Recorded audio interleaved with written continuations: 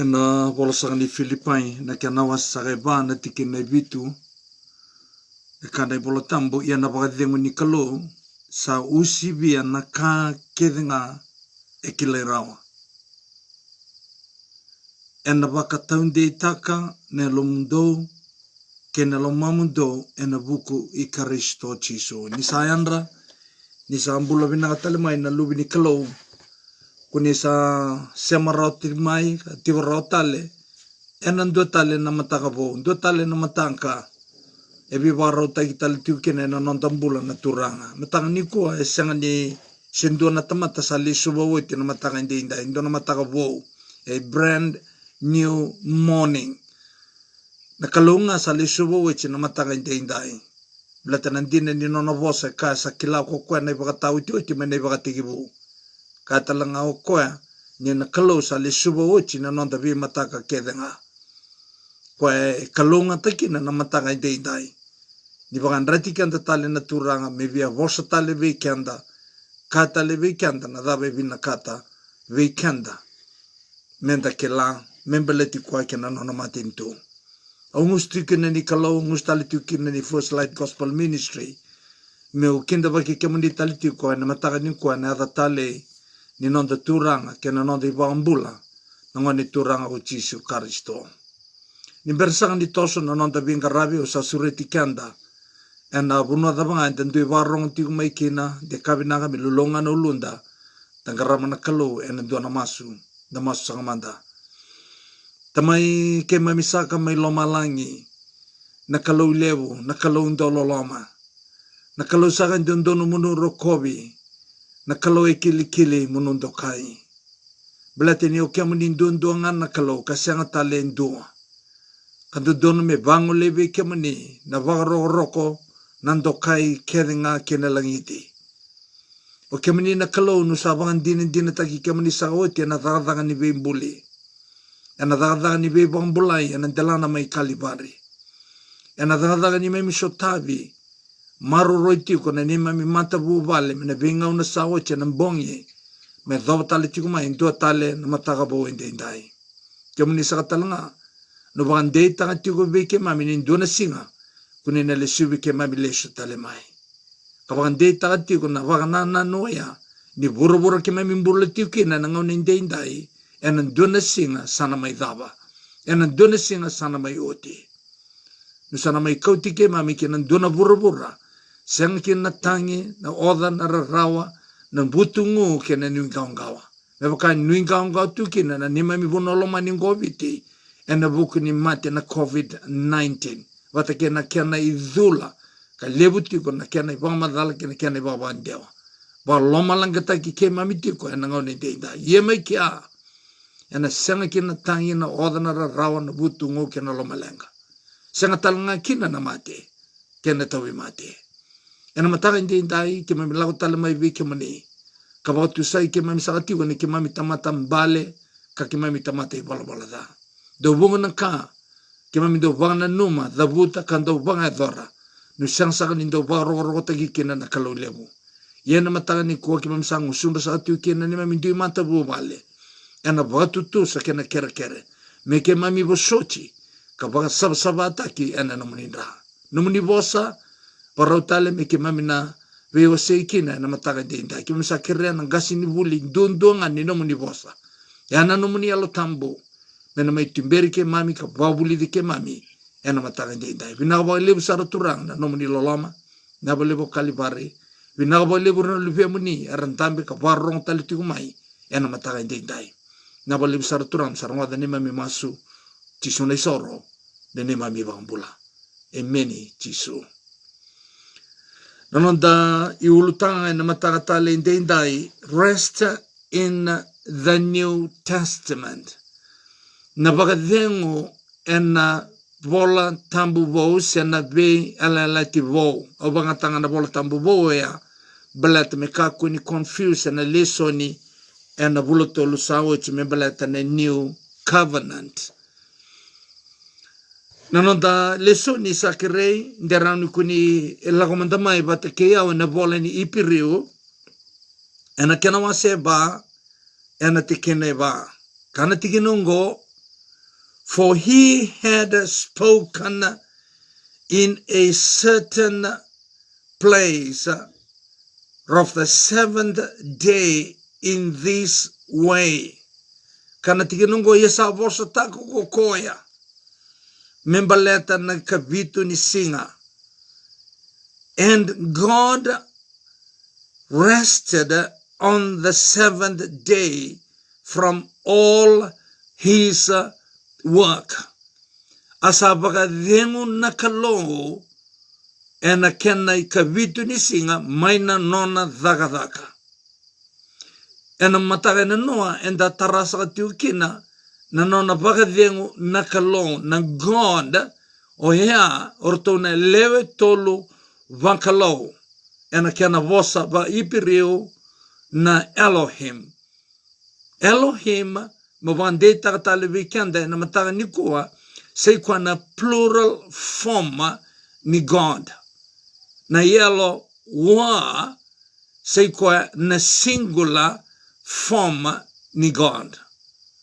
Ya na vadhengu kwa tiku talitiku ya nanonda leso ni ena mataga ndendai kama ivavohia tale nangase o Paula ena ivola sebe ira mai ipireu ena nona kata le kovir nisan dona tikina sa vosa taka baka ungogo kwa naika vitu ni singa na singa e vaka dhengu kina na kalau mai na nona dhaka na kaloya ena kena vosa va ipireu na Elohim ena kena vosa va kiriki na Dios.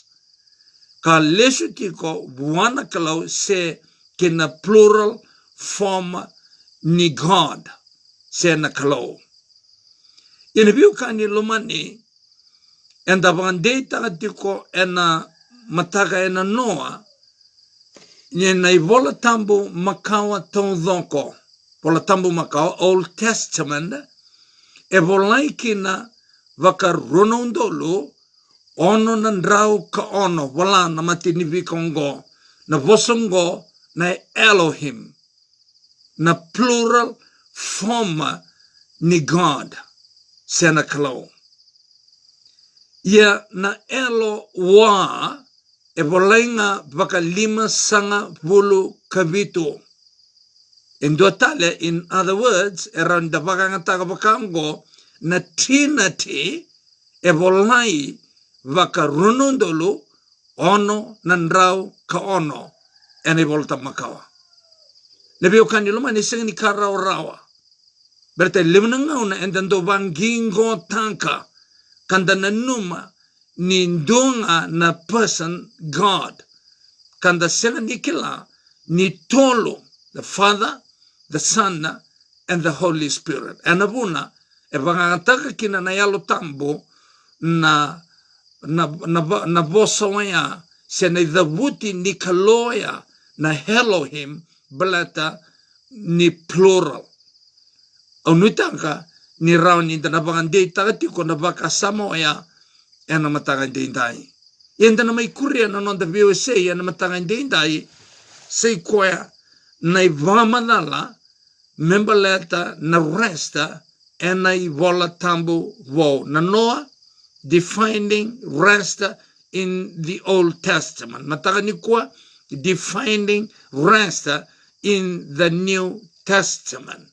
O sangay lako duruma bakandua na research ongo san duna ka na kena tale san duna ka na kena bakang bulang-bulataka na lomango na matenia longo veyaw matanga sekwa na vakasama membala datarati ko na matanga noa kapag usibi na lesson ni anda na tumika takitale ena mataga ndai etolo na vosa vakiriki membala na rest anda na tara ena mataga ndai na kene matai sekwa na vosengo na keta ep ho ho ket hep ho ho K-A-T-A-P-A-U-O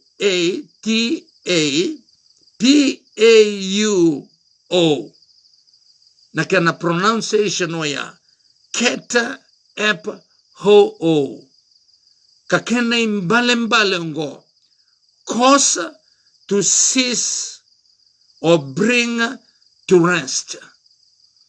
And do not take in talei and a bosongo na rest and can a vandel vakiriko and a cat ho lebiokani lumani se kwa na bosongo cause to rest. Na bosongo cause na nonda vangolei menda bagadiengo na numa na sabata and a bossa baga ipiri and the validity when matanga noa making someone to rest.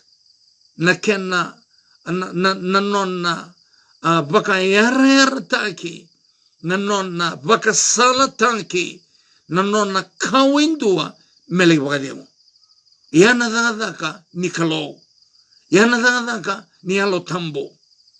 Ena nonna baka salataka kavango lea endon mbula ni tamata me bagadiengo.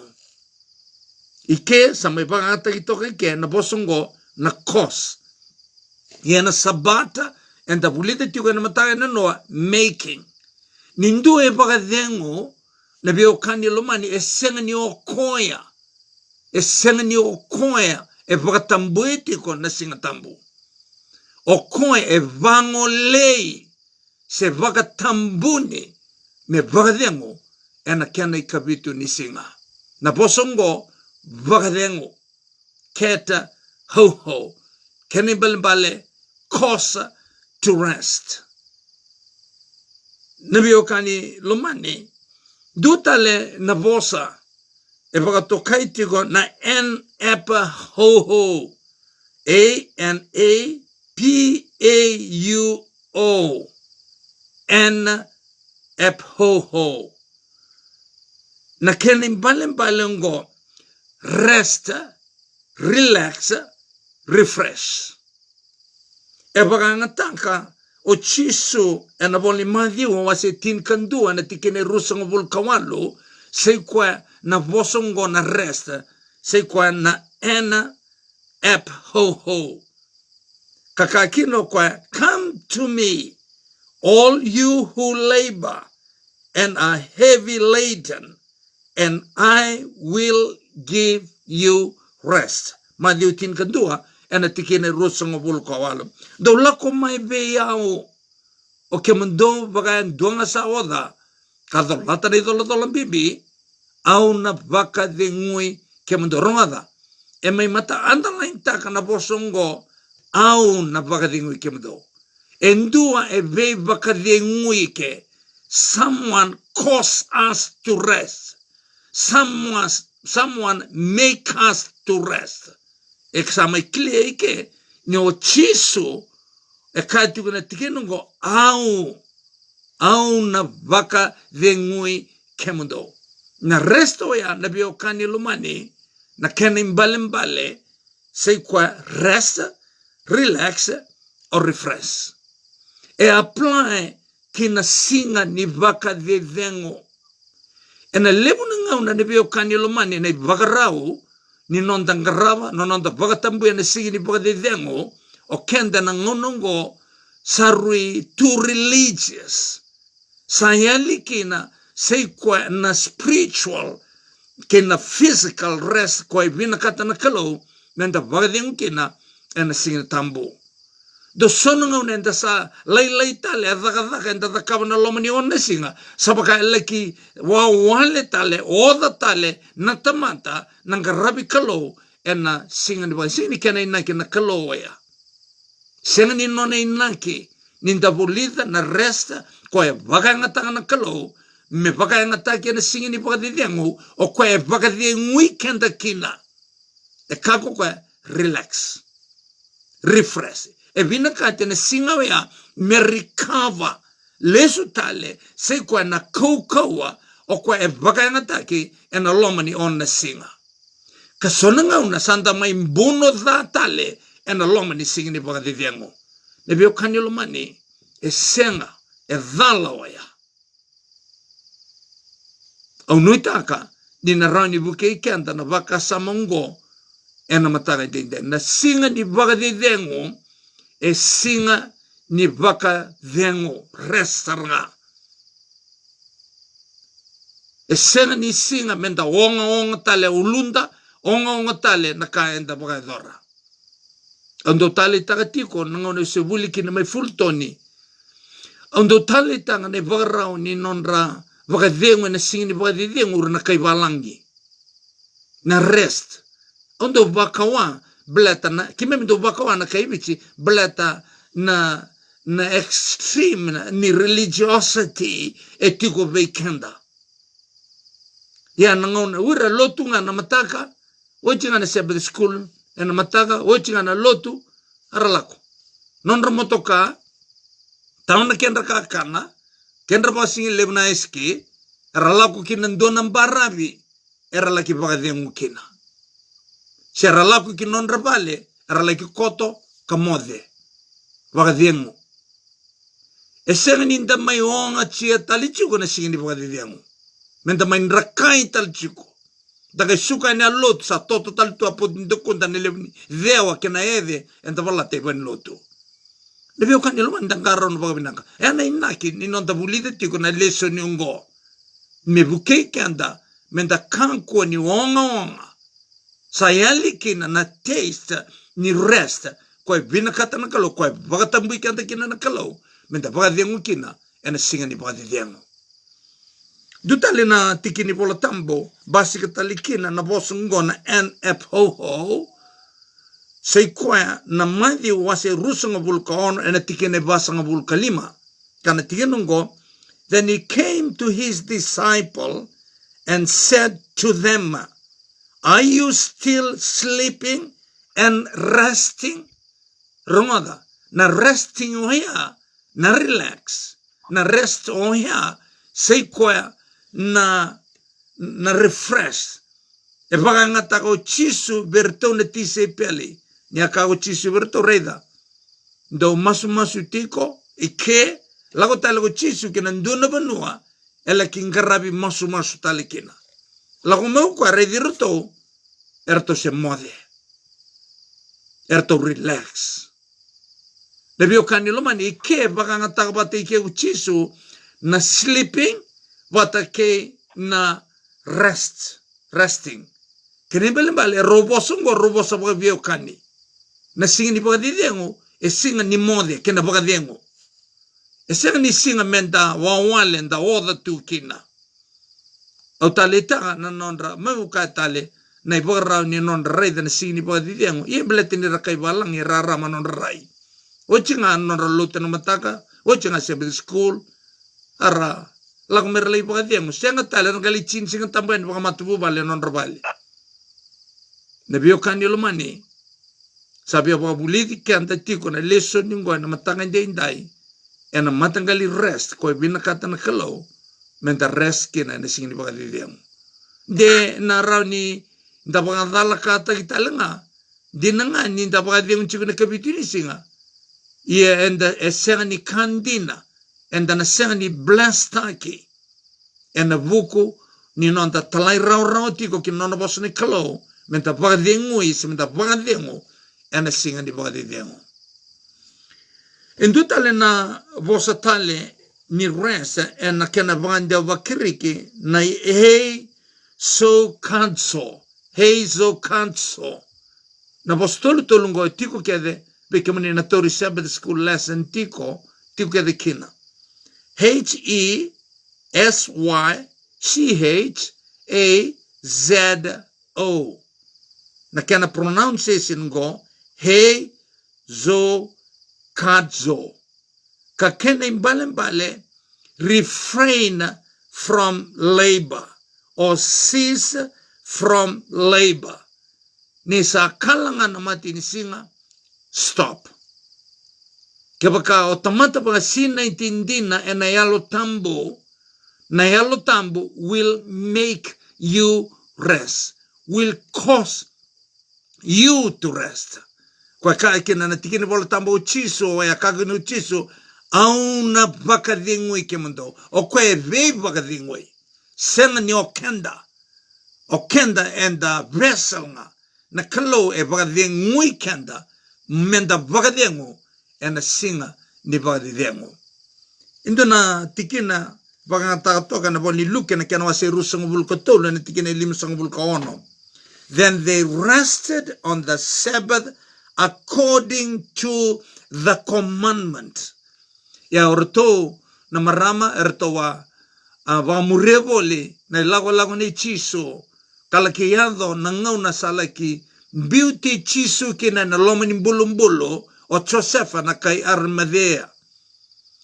Erto ndambe vemba sai ene bulumbolo orto na maramongo rona Mary ero rede tiko na kaya dhakawa ko Josefa. Isa oiti wea sanga songota tala ko Josefa ena ndona bantu na ngusu ni nona imbulumbulu na nonda ibambula na ngwane turanga ko Chisu Karisto. Irunga na biyo kanil mani ena singa bangarao. Erto baka dengo erto ena singa then they rested. They relaxed. They refreshed on the Sabbath day, according to the commandments. Erto sini baka dengo ni sini baka dengo na biyo kanil mani balanta ni erto ndingi tanka merto baka dengo kina senga ndingi tanka verto na singa waya na nona ibuna according to the commandments of God. Kero biyo se itoka na mbonge patay nandun na italatala nungu itokani. Tukuna ba ang ko biyaw o yaw ongendo may o sangga may bakambonta na Sabbath dina na singa baroy sa tigwungwa may sabaka singa tambutukin orto bakamatabu vale. Tukuna ba ang ko koya ando viva la tu na lomango na be ngau na tau doko nungu na numa ngori na ngau na ni bola tambu makawa ngona ngau na nonda tau ngau na apostolo na tiki ni bola tambu o kwa ngai vavuna kina me soma kina na lomango kina nito matabu vale na madhio wase rusang bulkaba na tiki ni rusang bulu na sine wase kina biyaw na turango ndona kana kina taray kina na nongumbula. Balitin tatako so tunga na tikin bola tambo ya. Kwa na kaya kana tikin bola tambo do maso. Ya vosa tiko ena ivagatang uti ni ngauna. Kana tikin do maso me kakuniado na nomdo nro ena vulililiwa se ena singa tambo. Tuno bango kwa endona kaya engara una nakalo na singa tambo. Reda na province wea se na bosni yala se na bosni kaloya embale kina ivagatang uti ni ngauna. It is a last day event. Ke gali ivagata tola tikina ko Chisu se kwa na bosongo na Sabbath. De kakine ko Chisu ndongaro na mikakuniado na numundo unro ena vule liliwa se ena singa ni vaka de vakadidem. Kakwa tiuma na ngauna ya kito baka matabu bala kito sa tigo baka tamboy tigo mai na siga di baka didem. Bika mani na biyo kanilo man nungu tigo bolinggo sa lelevo erto le tolo na nungu itong kani tolo na matabu bale va lima na matabu bale erto si senang si papite iso kina loti ni kabito erto sa baka tamboy tigo na ngaunongo na siga di baka didem. Dono nungu itong kani que non matubal sa watching go tolu nembaki to sisen si papite iso to se bagatambo tu an sing ba de erto sa bagatambo na kakana tao so ba na kanto do se beran irto papite iso na bio kanilo man na kaube kanti ko na tikinongo se kwa na resta na vakadengo e solieve kenda na kalo e vakadengo kenda senyo kenda katigo na tikinongo according to the commandments. E sani nona tau lewa. E nona lewa na kalo. Merto vakadengo. E na kena ikavitu ni singa. Yana muna katil kena. Le luke na kena wasi rusong bulkotolo. E na tikine lumsong bulkaono. Then they rested on the Sabbath according to the commandments. Indu tale na tikina na biyo kanilo man tikini bolo tambo. Pinakata menta na may tara. En na mataga talente inda na marikan kena wasi ona ne tikine tolu sanga vulkandua. Kana tikinungo. And he said to them, come aside by yourselves to a deserted place and rest a while. Erto lesu mai erto ne tise pele, ni oit ke nanon erto tala yarurua ve chiso. Merto leki bunau, erto leki grava na daga ni kalau na kera buno tagi na kalau ke nanona matintu. Nanon erto lesu mai ongo, erto sa seng mandanga ni kune endona ngauna, ena lebu ni tamata, ersa biniani, ersa lakoyani, ena bunua erto tiko kena. Age tukuna kino chisu berto, na posongo, daulako kina ndona banua. Ndona banua lala a deserted place. Dole ki vaka vengu kina. Na beo kani lumani, na vaka vengu bata talangao ya, e soliana kalau e na buku ni singa ni vaka de vengu. Na nonta vaka vengu na beo kani lumani, me kua sarangani ndue disturb tagi kenda. Ena voce vaka tagi tokoya, na kena imbale, be quiet, silent. Ena voce ngona, hey, so cancel. Na kena imbale, refrain from your work, keni karua, be quiet and silent. Lako nendo bunua, me kuni ndoi disturb tagiko, vaka vengu kena. Yena kena idara enda sa kabatiwa na ngone ndendai, anda lau mai vai ni lotu, amai sosa tale sang nindo kuneke na indona pagadiang dona relax. Au nita kane bio kani lumani. Bilate lebu na ngauna sande ndetu man nonta lotu. And the sang ni testa ka bando donu sara se kwa na rest na nikalo kwa ndonu menta testa ka and loma ni nona singa ni pagadiang na kalo. Na bio kani lumani obviamente ni na nonta vaka sama and mataga tale ndendai. Na vakadengo e solia na kalo, e usivita na kakedenga e kilairawa. Kato udhoko e kilairawa, kane bolo tambo e usivita, se kwa na vakadengo e solia vikanda na kalo. Ni kuwa na bio kadilo mani na nonda burubura, nonda piti, na tawa vakadengo, na loma lenga ni tamata ene vesinga ne bembong ene vesinga ene bembonge. Ebio kani lumani ba tutu tagatiko ve kanda na kalo ene matagatala indai en dona bagadengo e solia na kalo ka senga ni solia rawa ko burbura. E usibita sei koya na bagadengo kedanga se na kai kilai rawa ene ruku ni mate ni singongo. Ebio kani lumani na bagadengo ya ni oba sinaiti ena yalo tambudi kalau ona kuneti ko na vagadengo ya. Nebio kani lumani na vagadengo e daga ni kalau ena nontambula. Da satarauti kabangoko kemudo bangando nga saoda kadolata na idol bimbi dolong mai biao. Dalago vi chiso nebio kani lumani belete Runa kao vina kata mametini kina veki anda itiko vechiso. Ndua na pagadengu ni buruburongo kina pagadengu ena burubura samberamai. Na kai suliko burubura era pagadengu nga na buruburongo. Na burubura samberamai era senga saranga ni rawa nira kunea nira sulia ko burubura. E sulia ndundu nga na kalau sekwa na pagadengu ni bula ni buruburongo kina burubura samberamai. And then a taste kana bagadengo, a foretaste and a bulongo, but a full taste and a bula samberamai and a singer and a listale makina. Nangone turango chisu karisto. Rawa. Vingomi chisu karistonga and a vambota. Ni nomu vambula kan nomu turanga. Beleta na casa the kaboiti and a bukunda and a delana mai kalibari. Yana kain bili kanta dingita kina.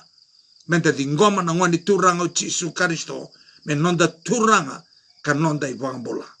Bleta na kansa da kabo iti na bukunda. Na nona mai mate ko shota na bedi na waro laki. Na kasibiti na bibaga lolo birataki. Ne robi kenda todo na kaunta mata. Menda bula. Yene biu kanilo mani na nomu di ngome na bakambota. Kena nomu talai rawa tiko bewa. Ena nona ibunao. Ena nona vosa.